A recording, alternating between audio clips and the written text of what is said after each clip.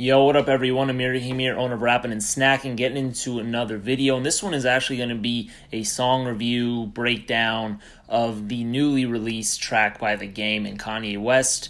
If you're new to the channel, please like the video, subscribe as well. And I appreciate y'all. I got Instagram and TikTok at Rappin' and Snackin', show a bunch of my collection and all that. So let's go ahead and get into it. The Game, who had basically said that he had retired after Born to Rap, which was his latest studio release, clearly is unretiring, and we all knew that was going to happen. In my opinion, rappers don't really retire, so I wasn't shocked to hear this, but I was definitely shocked to hear The Game and Kanye West work so soon together, especially when, for those who are unaware, during the Born to Rap listening sessions, back when those were happening, The Game had a lyric that surfaced during one of his listening parties that basically said that he had slept with Kim Kardashian and was talking about it. And I at the time, I thought that was pretty dumb and a little unprofessional and just all that stuff. I just thought it was so unnecessary.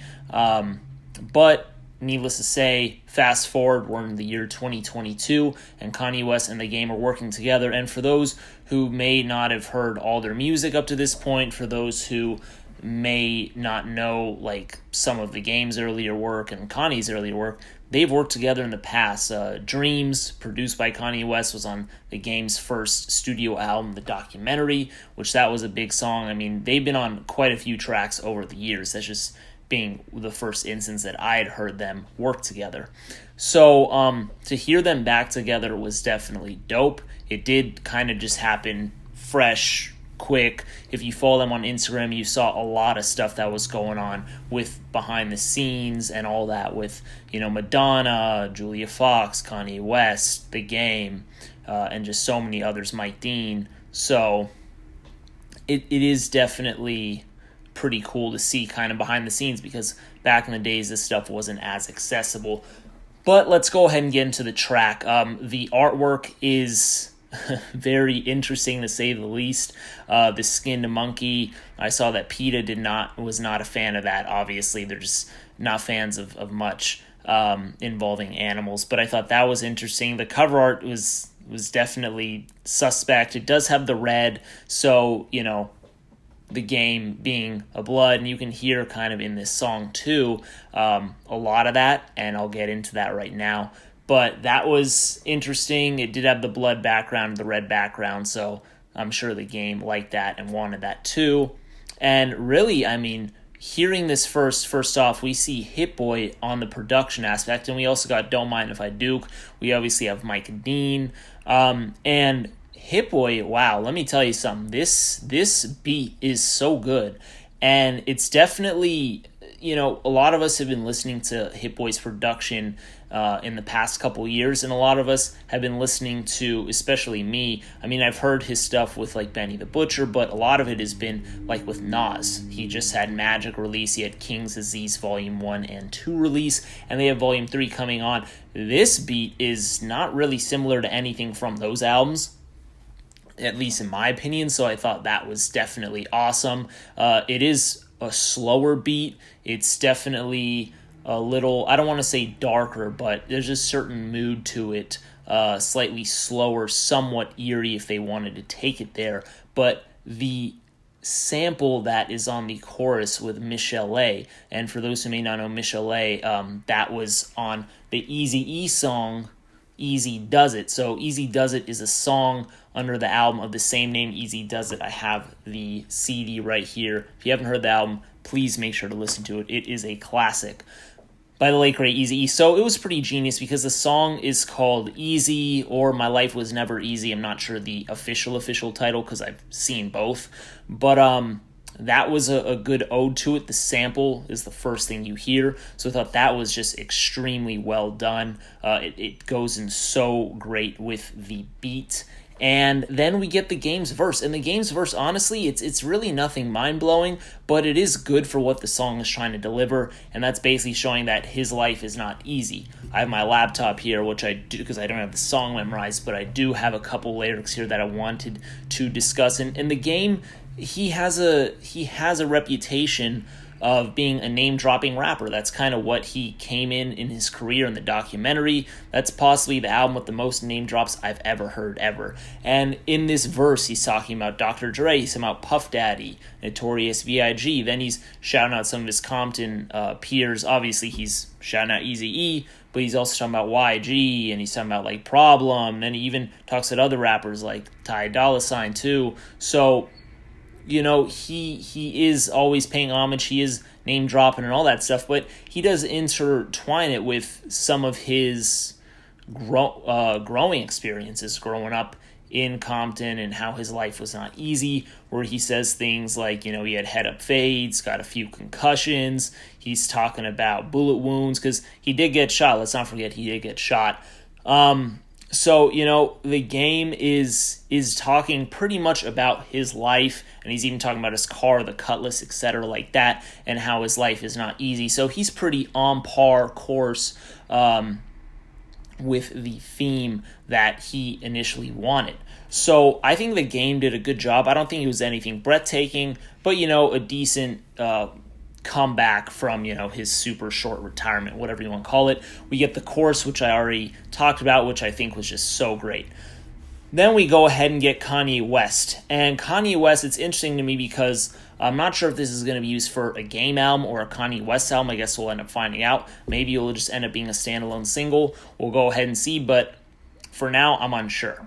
Anyways, the Game just has a verse. Kanye West also has a verse, but his verse is, I don't know, pretty much almost double the length of the Game's verse, so that's interesting. And the difference between Kanye West's verse and the Game's verse, I don't want to say it's dramatic in the sense that it's like a huge departure, but I don't think it really stayed on theme with what the Game originally wanted. But Kanye, being a pretty emotional guy and a creative genius that he is, I don't think he really stays on course with the theme of the song, at least what I would assume the song to be, that the life is never easy, etc. But he's more so in current events. The Game is kind of giving a little more autobiographical, this is kind of how I came up, I got shot, this and that. And then he's talking from the beginning to a little bit, not really now, but kind of like in the beginning, and then shouting out some of the MCs and producers, etc.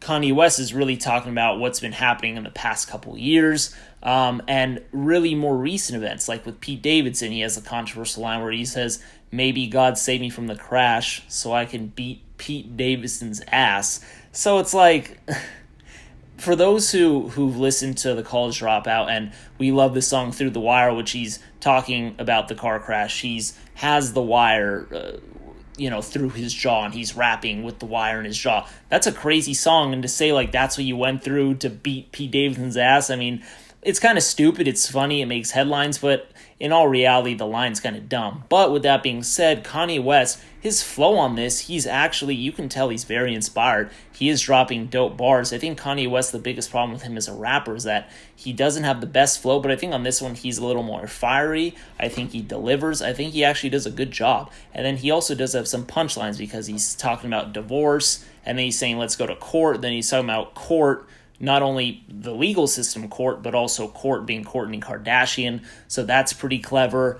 And also, I think it's interesting because he's basically talking about, how he's rich, and these are other lines of the song, how he's talking about how he's rich, and he's going to buy a house next to Kim Kardashian. I know a lot of people, when this news broke a week or whatever it was before the song dropped, a lot of people were calling him a stalker and a psycho and all that. But at the end of the day, if you have money and you want to see your kids, buy a house on the street, buy a house across the street, whatever it is to see your kids, it makes it easy. This guy's probably got a dozen houses, right? So what are we meddling in people's business for? So he just does that probably for visitation purposes, and he kind of clears it up in the song too. So it's like, I just find it interesting. But then he also is talking about rich kids is saying, your mama house, climb on your brother's shoulders, get the top ramen out. So he's kind of talking about his upbringing, how not everything, he didn't grow up in that rich family. So he is used to eating top ramen back in the day and blah, blah, blah. He's also promoting his business. He has the Eazy boots in the shower and all that stuff. And he's talking about his new bitch, she's bad and the Illuminati's mad and all that. So some interesting bars by Kanye West, but he's clearly hooking up with Julia Fox, and we'll see what kind of music output he has, because with Kim Kardashian, we had a set of albums. With Amber Rose, we had the phenomenal My Beautiful Dark Twisted Fantasy. What will we have with Julia Fox or whoever he's with at the time? So I think Kanye did good. Like I said, I actually do prefer Kanye's verse to the games, surprisingly. But with that being said, I think that both of their approaches are pretty different. Like I said, the game's approach, as I described earlier in this video, and then Kanye's approach, I don't think they were leveled.